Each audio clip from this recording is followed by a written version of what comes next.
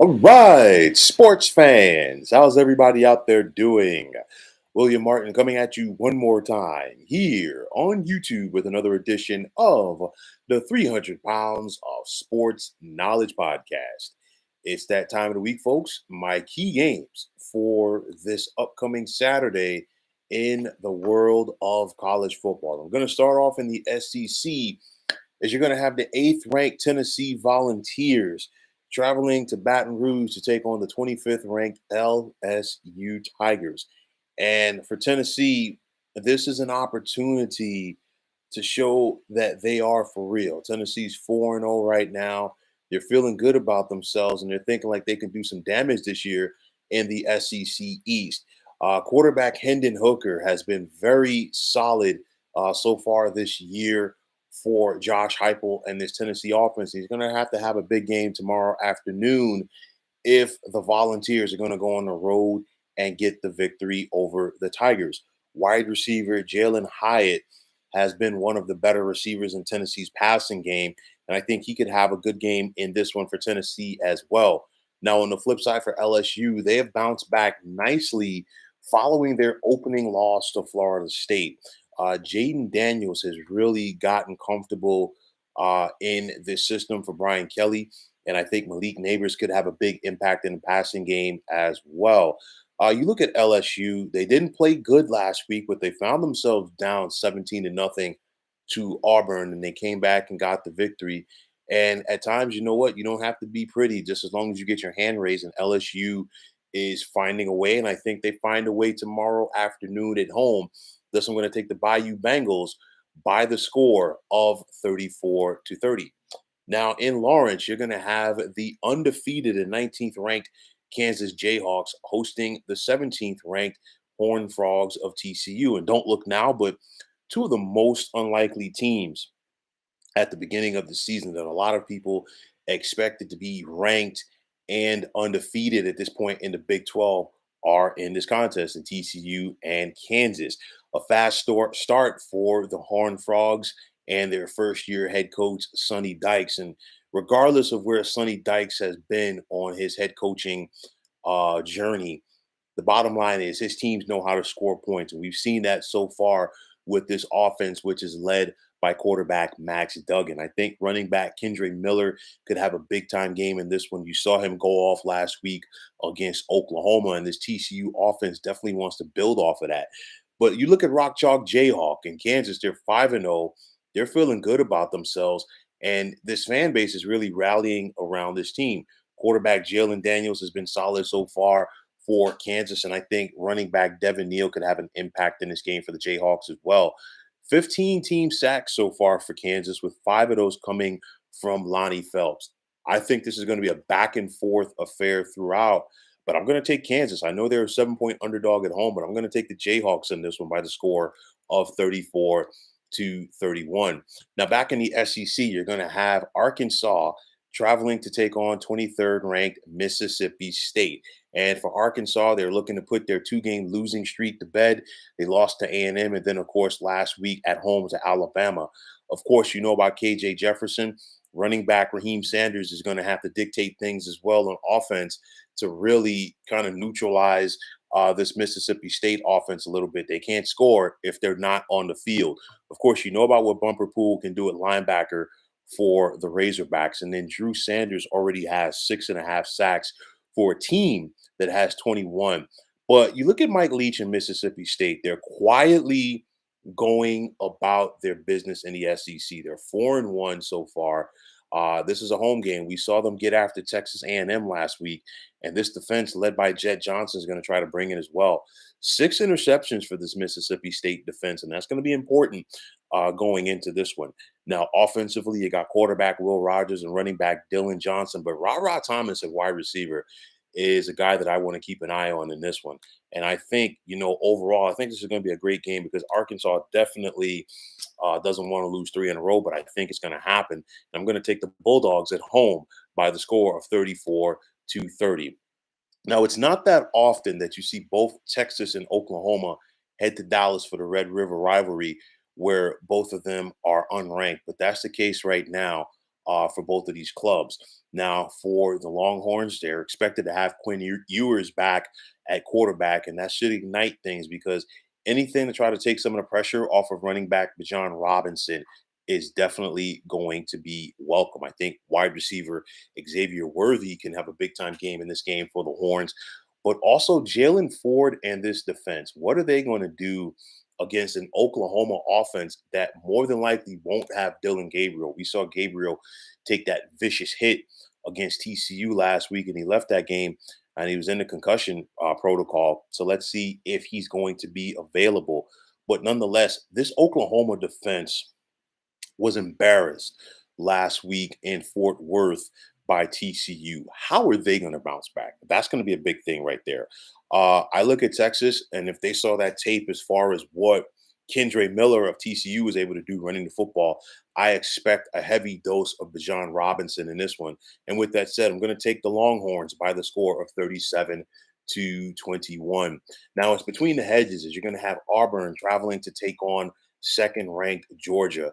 It's not that often that you head into this game and there is a big disparity as far as the points go, but Auburn comes into this contest as a 28-point underdog to the Dogs. We saw Auburn blow their 17 to nothing lead at home to LSU last week. This team is 3-2, and I want to see what type of fight that we get from Auburn on this one.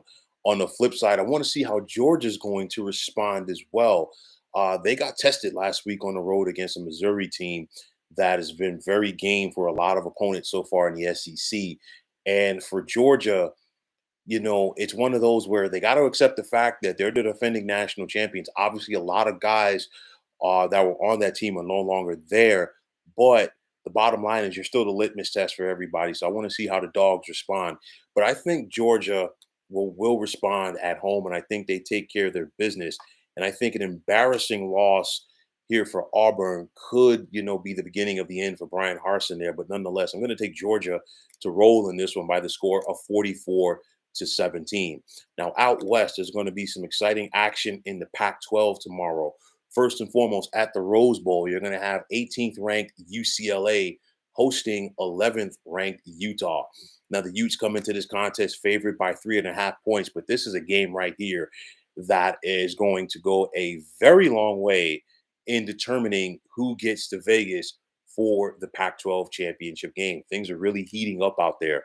You think about Utah, and of course, Cam Rising in this offense. What are they going to do against this Bruins defense? Clark Phillips on that Utah defense already has 4 interceptions.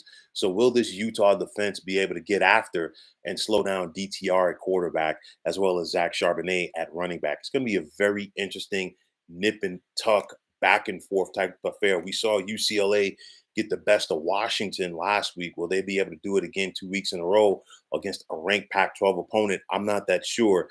Thus, I'm going to take Utah on the road by the score of 30-28. Now, tomorrow night at the Coliseum in Los Angeles, you're going to have the 6th-ranked USC Trojans hosting the Washington State Cougars. Now, USC, excuse me, pardon me for that hiccup right there.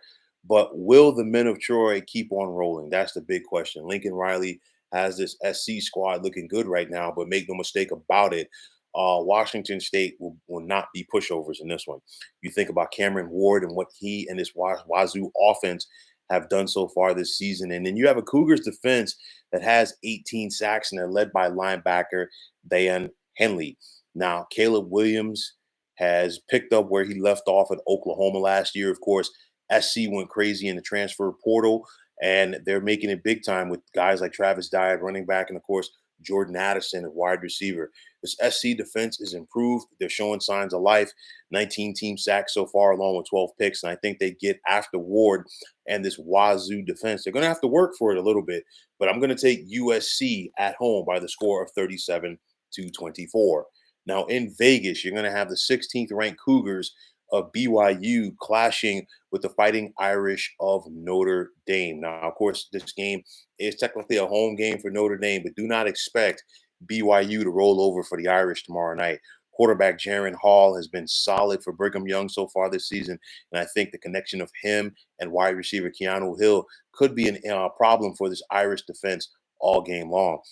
Drew Pine, the young quarterback, he's getting better and better by game.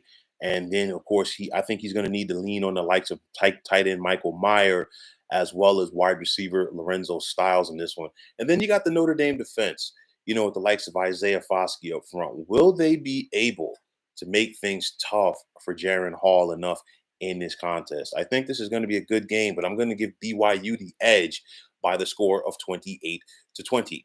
Now, in the Big Ten, you're going to have Iowa facing Illinois tomorrow night. And for the Illini, they want to try to keep the momentum going. They got that big win on the road at Wisconsin last Saturday. And I think, the Illini want to keep it going. And how do they do that? They run the football.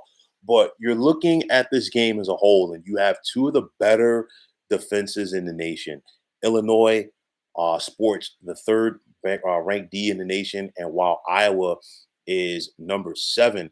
But the thing that's going to hurt Iowa is the same thing that's hurt the Hawkeyes all season long. Their offense is not that good. Right now, Iowa is 130th out of 131 FBS teams in total offense. So the bottom line is the first team that gets to 20 in this one is going to win. You look at this Hawkeye defense with Jack Campbell and Seth Benson at linebacker, and then Cooper DeJean in that secondary. They can hold their own and they can bring it, but are they going to be enough to slow down the likes of Tommy DeVito at quarterback and Chase Brown for this Illinois offense? I don't think so. The first team to 20 wins is, I think this is going to be an old school Big Ten type game. And when it's all said and done, I'm going to take the Illini by the score of 23-13. Now, tomorrow night in the SEC, you're going to have the Texas A&M Aggies traveling to Tuscaloosa to take on the number 1 Alabama Crimson Tide. And of course, there is no love lost between the head coaches, Jimbo Fisher for A&M, and then, of course, Nick Saban and Alabama, after words were exchanged over the summer. Now, Max Johnson at quarterback for the Aggies going up against this Alabama defense. Remember, Alabama was embarrassed last year defensively in College Station by A&M. That was the only game that the Crimson Tide lost during the regular season. And the likes of Will Anderson and Dallas Turner and Henry To'oTo'o, I guarantee you, they have not forgotten that. Now, of course, we saw Bryce Young leave Alabama's win over Arkansas last Saturday with a shoulder injury. Nick Saban has said that he's day to day. Let's see if he's going to be good to go tomorrow night. But if not, Alabama is going to go with Jalen Milroe at quarterback. Now, Alabama was able to rediscover their running game last week against Arkansas with Jahmyr Gibbs, and that's going to be important in this one. I think the Tide need to get off the bus, so to speak, early and often as far as running that football and setting the tone at the line of scrimmage. So it's going to be interesting to see how much fight that A&M has in this one. I think, Jimbo definitely wants to get the win, obviously, but I'm not sure if it's going to be enough.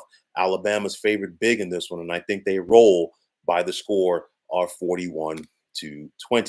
And finally, tomorrow night, you're going to have Florida State traveling to take on NC State. And this is a very important game because we saw both of these teams lose their first game of the season last week. And the loser in this contest will definitely be fighting an uphill battle trying to keep up with Clemson in the Atlantic Division, as you would be 2 games down. And of course, in the case of NC State, technically, you'd be 3 down. Now, Jordan Travis and this Seminoles offense, they got to get it going again and really dictate things at the line of scrimmage. And that means giving the football to running back Trayshawn Ward early and often. Now, Florida State wide receivers Johnny Wilson and Ontario Wilson, can they get going early as well to really give this offense some balance? We got to wait and see.